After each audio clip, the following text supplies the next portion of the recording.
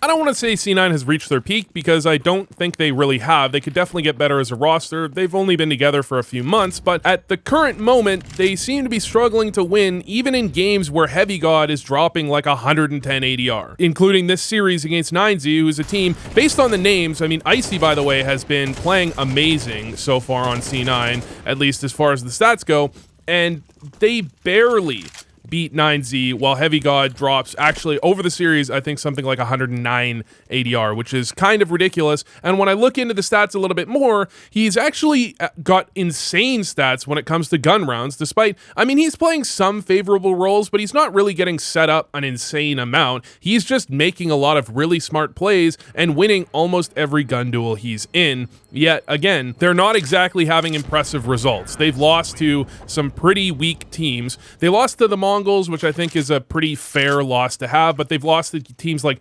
Gaiman Gladiators and I think some teams kind of outside of the top 30, outside of the top 50 maybe even, despite, again, HeavyGod being amazing. And so the idea that HeavyGod needs to be saved, I don't know if that's necessarily true. You might say that in a couple of months and be kind of full force with it if C9 can't improve from here, but it is leaning that way, and he could be one of those players that is searched out by a team like, I don't know, G2, maybe not. I'm not sure how good his English is, but you could definitely see him end up on... Would it be that surprising to see him end up on Falcons? That would be a pretty insane pickup, actually, to link up with Simple, because HeavyGod... I mean, you're going to see in the video, HeavyGod is pretty fucking insane, okay? So I skipped piss around in a couple rounds after that, because basically nothing really happened. And for the most part, HeavyGod doesn't look that impressive with the kills he actually gets. In fact, HeavyGod is one of those players... Nice, Molly. HeavyGod's one of those players where you watch a game from HeavyGod and you're just like, damn, I could do that. I could replicate that. Like, you watch a game from Simple, a lot of the time it's like, okay, I know I can't do that. You watch a game from Monacy, it's like, there's no shot I could ever do that, right? You watch a game from HeavyGod and you're like, this looks fucking easy, dude. Everything he does, and none of it looks all that... Like, he hits a nice shot once in a while, right? He hits some pretty tough shots, but it's almost like old school Crims, where he's hitting every middle ground, like every 7 out of 10 shot, he's hitting every single one of them, and he's making them look really easy. And he's also got really solid movement. There's a couple kills he's gonna get in this game that just... his shot isn't that quick, he just makes it almost impossible for his opponent to actually hit him. So there's one where, I mean, they're doing a lot of walking out A,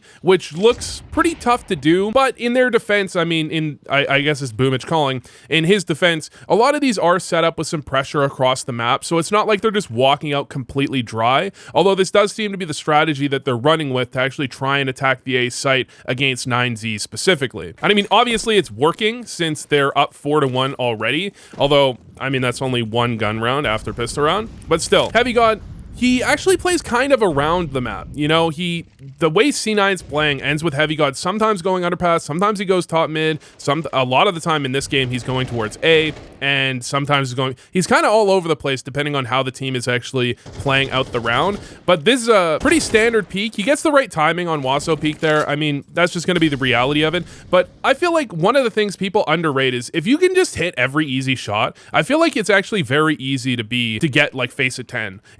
You don't need to be as impressive aim-wise as people think you do to get to relatively high levels, because most people that have really sick-looking aim make really big misplays, or they miss some really easy shots too. If you think of someone like Michael, players that hit some insane shots, or Draken, that hit some really tough shots and miss some really easy ones. Not to say that it's easy at the pro level, but I just mean this specifically talking to people that are trying to improve at the game individually. But a lot of the time, HeavyGod does end up being more of like the lurker role on the side. He's willing to take some map control a lot of the time towards mid, but then he ends up being a bit more on the passive side, which means he's not necessarily applying the pressure himself, and he's putting himself into pretty advantageous engagements. Not to compare him to someone that people think is a baiter, but it does sometimes compare to someone like BlameF in that he's very often playing off of the pressure of his team. But I feel like HeavyGod feels more like BlameF if BlameF was also possible or capable of kind of breaking out of that mold and getting aggressive. On Mirage, that's kind of how I'm feeling about it. And when I say he's put into some favorable roles, but not like an insane amount of them, I'm talking about like a play like this, where he's moving alongside Axile. And when he's duoed up with Axile, it seems like more often than not, he ends up being the guy going first. Axile will just tag along behind him. HeavyGod goes straight through a molly, gets an initial kill. I mean, the guy's looking the other direction. If he wastes an extra bullet, he ends up dying without getting the kill, and then the round kind of is completely screwed. But there's nothing complicated about that at all, right? So HeavyGod does do a reasonable amount of entering, depending on the situation. He did last round, but didn't really even see anybody. So maybe the Blame F comparison wasn't the greatest. I was thinking more like when he's put into positions to be the lurker side, he does a very good job of playing off of pressure. But this round, they're going to be lining up a B take, right? And it's actually a really nice B take where HeavyGod's going to toss down a molly, and the nade, someone's going to toss a nade to break the smoke at the exact same time, basically to catch someone running away from that molly. Then HeavyGod swings out, but the molly, I think the molly is supposed to land a little bit deeper, so there's a gap behind for him to peek that, because he basically just ends up dying to his own molly there, which is kind of fucking hilarious. And at this point, he's only 6-5, despite being up what is 7-1 and should be 8-1, but the flank coming in from Max kind of puts this round out of reach. Some of the kills HeavyGod manages to pick up in this game are kind of ridiculous. I mean, to the point where maybe you have to give credit to someone other than HeavyGod, because, you know, if we look at what's going to go on here, they've already got a kill on the map to begin with. HeavyGod's just going to walk through underpass, window and connector are smoked off. He's just going to jump on the bench, and Martinez is just sitting there.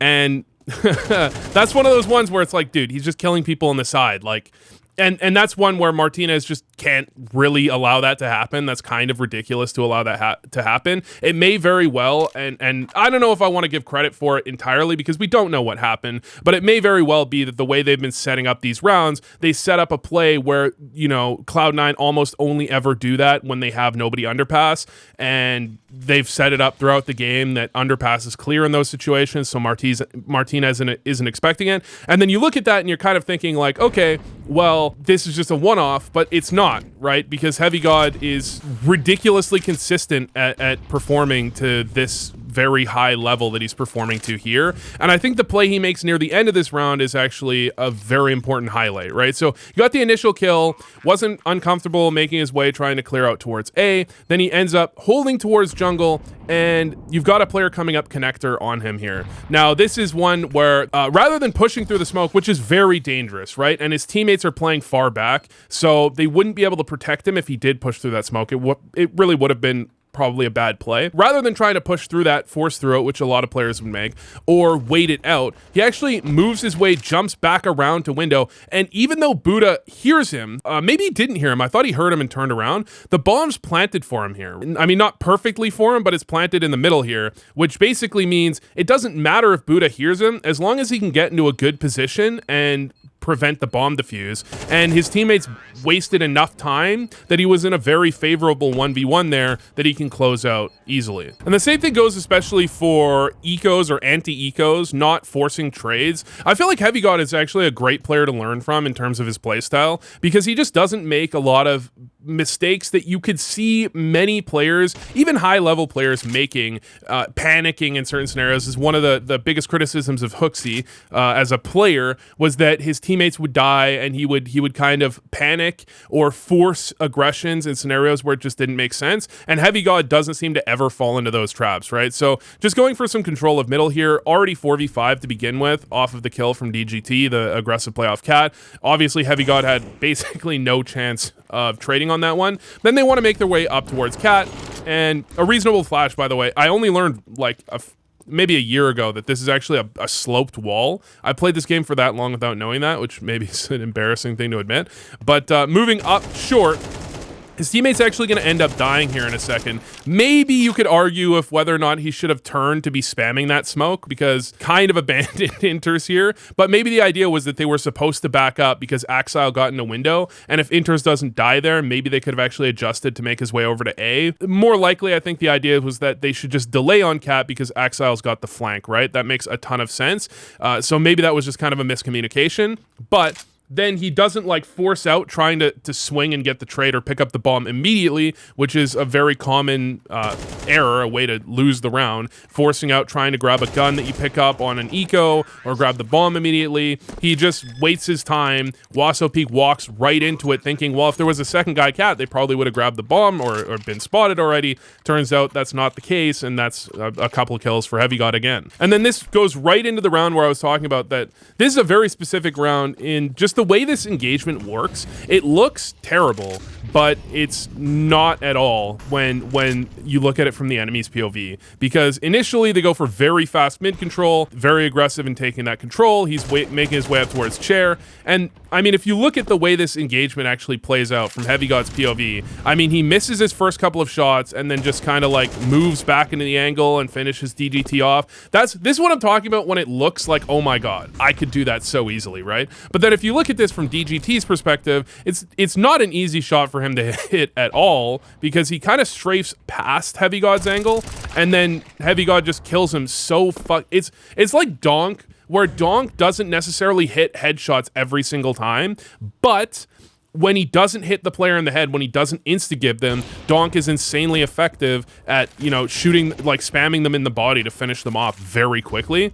And it almost feels very similar to that. But following that, HeavyGod alone in middle, by the way, in a 4v4, actually makes his way towards bottom middle, and they're really not, I don't think, expecting him to have taken this space because he was alone, because his teammate had already died, the situation that we're in, and HeavyGod is just going to end up finding another free kill. I mean, it's a matter of timing, right? It's not an accident. When people talk about timing, I feel like so often they go, I just got timinged, and the reality is they didn't get timinged accidentally. It's like your opponent is intentionally played off of pressure on the map to catch you in a moment when you had to make a decision to either peek one direction or the other, right? And that's the same thing I think is going on with HeavyGod here, where it's not like he accidentally finds a player coming off of cat. Of course, maybe the timing could have been different and that player on cat could have seen him, but he was intentionally going at that time because he knows that's the timing a rotation might be happening. This game actually does end up getting very close after this round, and then the following gun round, he's basically going to have no chance. But this round, he saved the Galil from the previous round. He actually managed to pick it up. I don't even think he got a kill in the previous round. He just found a Galil that his teammate killed, picked it up, and saved it for this round. And they actually have a very close chance to win this round because of this play from HeavyGod here. Not only that, he already did a bunch of damage, I believe, to Martinez at the very beginning of the round, spamming him through the smoke at top middle. Then he's going to rotate over to B, and he takes a duel here that if he wins it, he can actually prevent the bomb from getting dropped into sight. The problem is they actually 9Z go for the double peek. He almost still gets a kill. DGT gets brought down to 20 HP, but if he gets the kill there, or if they don't double peek him there and you can just kill the bomb in apartments, they're in such a bad position, and the round very easily could have turned in their favor. Then, you know, like a couple of awkward rounds later, and this reminds me a little bit of the simple game that I did a couple of days ago, where his team is just falling around him. Like, they do this A stack where obviously the intention here is very specifically that HeavyGod is going to play off of his teammates making contact and maybe get a trade, and maybe he can turn that into a 2K, but both of his teammates are just going to end up dying, right? Boomich is under balcony, he gets flashed out. Very nice kill from Max to end up taking Boomich down. I mean, you can't really blame him that much. And then Axel rotates jungle, also dies, and now you've got a 3v5 off of nothing. And the question is, like, Inters, I think Inters was already spotted, so does HeavyGod need to make contact early? Can he stay there for very long? Well, eventually, they're going to question where the hell the connector player is, and Sandwich is oftentimes the answer to that question. So he activates, he gets one kill, but eventually, I mean, he's not going to get the kill on Martinez unless Martinez misses, which he doesn't. And by the way, if you want to see what Icy looks like, so they already lost 2 players on A, still keeping himself aware that someone might be lurking up cat trying to catch a rotator like that, gets himself 1 kill, then his whole team dies, so he's actually got to try and get away here in time to actually save his op, which he will end up doing after initially missing this shot onto Wasso Peak, making his way up cat, somehow gets away, and then has the awareness to hard clear this angle that Max is holding to get himself a kill back. And now he's kind of trapped in with only 50 HP, and I think he misses another shot here. Oh my, he hits the shot, knows he hit the shot, pulls out a 5-7, and then can finish Wasso Peak out here with the 5-7. without even taking a point of damage. What, does Waso Peak just shoot over him here? How does he not? I mean, Waso Peak has a really nice angle on him. He's only got 27 health, obviously. Tries to pre-fire, and Icy peeks right under it. I mean, Icy has been, to me, pretty impressive since he's been on the C9 roster. But still not quite as impressive as HeavyGod has been in general.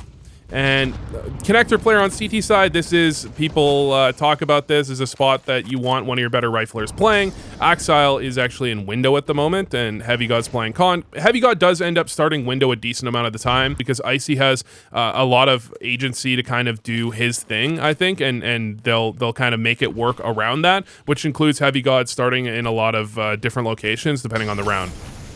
But in this case, he just ends up holding connector. I think this is his own smoke that actually lands a little too deep in con that smokes him off. A nice nade that actually blows open the smoke to get him a little bit of information. And then, you know, Max is just kind of looking the opposite direction on catwalk there, which is probably not what you want. But to some extent, in that type of situation, he's probably just thinking the smoke lasts a few more seconds and he's trying to get past it before the smoke goes down. Because if you're Max in that position, if you're not pushed up past the bricks at that point, there's no way to do it safely, right? So you do have to make a gamble to some extent. You have to gamble that nobody's going to be peeking con, and turns out it went that way. But then you had a 2v1. Martinez actually makes his way around and catches the connector play, trying to. His goal is to kill HeavyGod and then go A, but I suppose Icy must have communicated that, which is usually why those plays work. Oftentimes are because your teammates don't, like in a pug, your teammate never communicates. The guy could be peeking you in market and you just end up dying, but HeavyGod was aware, gets the kill. And then I did find one thing kind of interesting, the way HeavyGod actually nades out the smoke in window. So initially he crossed to the left side. I think his plan was once the smoke goes down, his teammate's going to flash over from A and he's going to peek out from the left side, which is a pretty solid peek, and he's got a smoke to get away if he wants it as well, if he gets mollied or something. But he actually just nades the window, takes some damage himself, and accepts it just to get the peek at the right angle to take down Max, which is interesting. I've noticed that from a variety of players recently, that they're very much willing, on the CT side especially, to nade out a smoke that gives them a bit of damage, as long as they have a pretty high chance, I think, to spot an opponent when that smoke gets blown out. And one of the reasons that he wants to be doing it like that is that certain nades that you might throw that might seem to make a little bit more sense. The problem is if they bounce off the ground before blowing up, unless it's like if you aim very high and right click, it'll bounce like just as it blows up. Your opponents are going to hear that, turn, and be ready for you. So you have to have a very specific timing where you have to kind of eat the damage to actually catch them off guard, or you have to have a flash, right? It's not like a pug where your opponents are going to be completely oblivious to the fact that the smoke got blown open. But one of the things HeavyGod is like very confident in doing, at least against this team, is actually just dueling the player top middle, right? Like there's a smoking connector. He waits for a timing, right? And Martinez was actually watching that initially. He waits for a timing. There was a flash a little earlier, but I think that was a T flash. It's not like Max was blind. He just ended up getting peeked by HeavyGod. And that was one of the nicer, this is one of the shots that HeavyGod hit this game where I was like, that's not one that makes me feel like anyone could do this, right? Like that's not one of the easier ones. Nice nade in an underpass, by the way, for 50 damage. Spins back around, gets the kill on a Martinez, and then they've just got full control of this round. And this kind of feels like, I mean, they were 10-2 at half. 10-2. And if you look at the rounds they win on their CT side, many of them are heavily impacted by HeavyGod making some plays, you know? Like last round, he got 3 kills, or at least 2. I mean, they're just getting like picked apart on their CT side. 10-2 at half. And then the final round of the game, he's going to do something somewhat similar, right? So previous round, like round before that, he got 2 or 3 kills. The previous round, exactly, he got an entry top mid from connector dry with an M4. And this time around, he's actually just going to take some aggressive control of mid, jump his way up through the smoke. He finds a really good timing, gets into a solid position. Axile will actually find the kill, but he knows because he didn't get spotted that he can actually find a timing to go for this flank before the T's are going to be ready for it. Because if he was spotted top mid, the T's, I mean, this flank still would make a lot of sense, but the T's might be a little bit ready for the timing.